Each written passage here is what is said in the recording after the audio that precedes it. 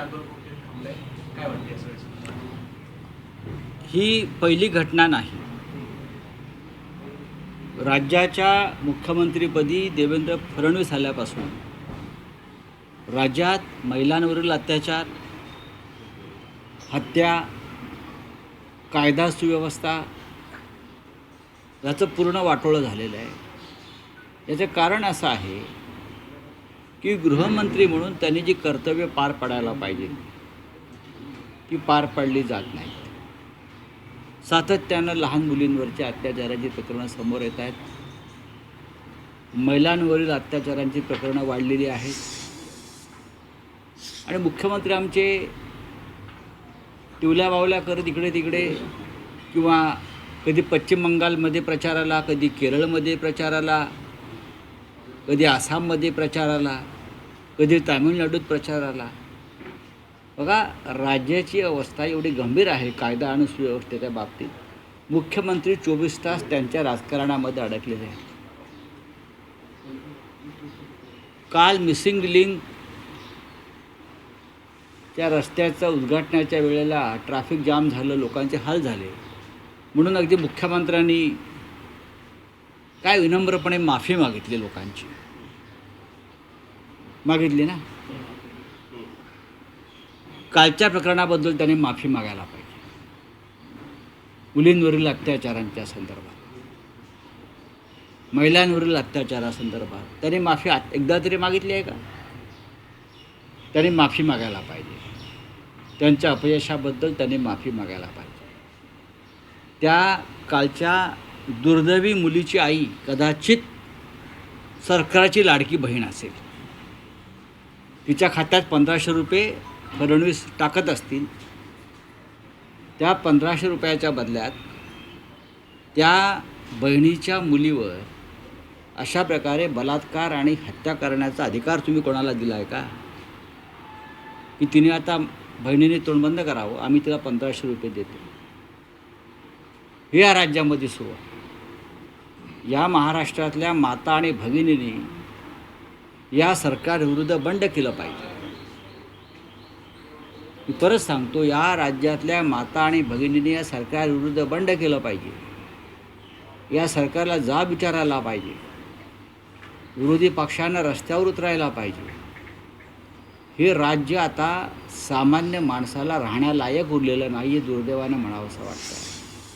फक्त पैशाचा माज, पैशाची मस्ती आणि सत्ता या बळावर राज्य चाललं. 4 वर्षाच्या मुलीवर नराधम कायद्याचा धाक नसल्यामुळे अत्याचार करू शकतो, लक्षात घ्या.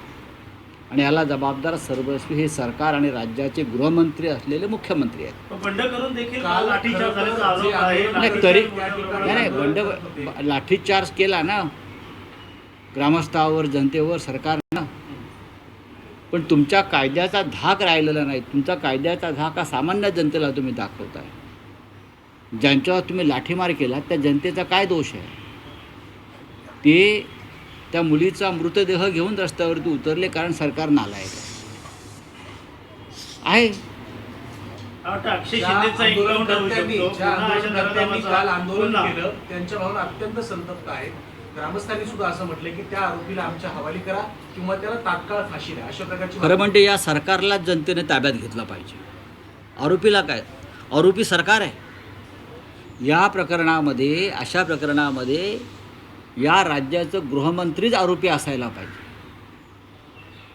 या राज्याचं पोलीस आरोपी असायला पाहिजे. ज्या पद्धतीने सरकार चालवलं जातं आहे किंवा पोलीस चालवले जात आहे, ते पोलीस फक्त राजकीय सुरक्षेसाठीच वापरले जात आहेत. आरोपी कोण आहे? आरोपी सरकार आहे. या प्रकरणामध्ये सरकार आरोपीच्या पिंजऱ्यात आहे. सरकारवर खटला दाखल केला पाहिजे. अक्षय शिंदेचा एन्काउंटर केला होता तेव्हा सरकारने योग्य पाऊल, सरकारचं एन्काउंटर केलं पाहिजे. या सरकारचं एन्काउंटर केलं पाहिजे. तुम्ही कोणाकोणाचे एन्काउंटर करा, हे सरकारच नालायक आहे. चलिए बोलिए. सर पुणे रेप केस में जो है पूरा पुणे एक मिनट बोलिए. घटना हुई है, भोर में जहाँ पे घटना हुई है वहाँ पर पूरा बंद कर दिया गया है. लोग सड़कों पर उतर आए हैं. एक 4 साल की बच्ची है. ये आरोपी जी था, इस पे 2 गुना दाखिल हुए. एक 4 साल की बच्ची है. उसके ऊपर बलात्कार होता है, रेप होता है, उसकी हत्या की जाती है. उसका मतलब है इस राज्य में गुनहगारों को कानून का और सरकार का डर नहीं है। लोग कहाँ कहाँ से आते हैं, बच जाते हैं और इस प्रकार की वारदातें करते हैं। उसके लिए अगर कोई जिम्मेदार होगा तो ये सरकार है। इस राज्य के गृह मंत्री जो मुख्यमंत्री भी है, पूरा पुलिस फोर्स, पूरी कानून व्यवस्था राजनीति के उलझन में पड़ी है। हाँ, वीआईपी की सुरक्षा में पड़ी है।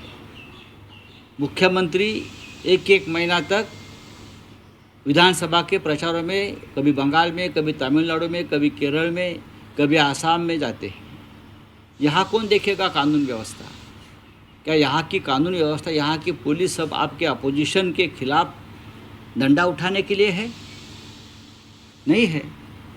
ये जो लाडली बहन योजना आप चला रहे हो, शायद जिस बच्चे के ऊपर रेप और हत्या हुई है उसकी माँ भी आपकी लाडली बहन हो सकती है।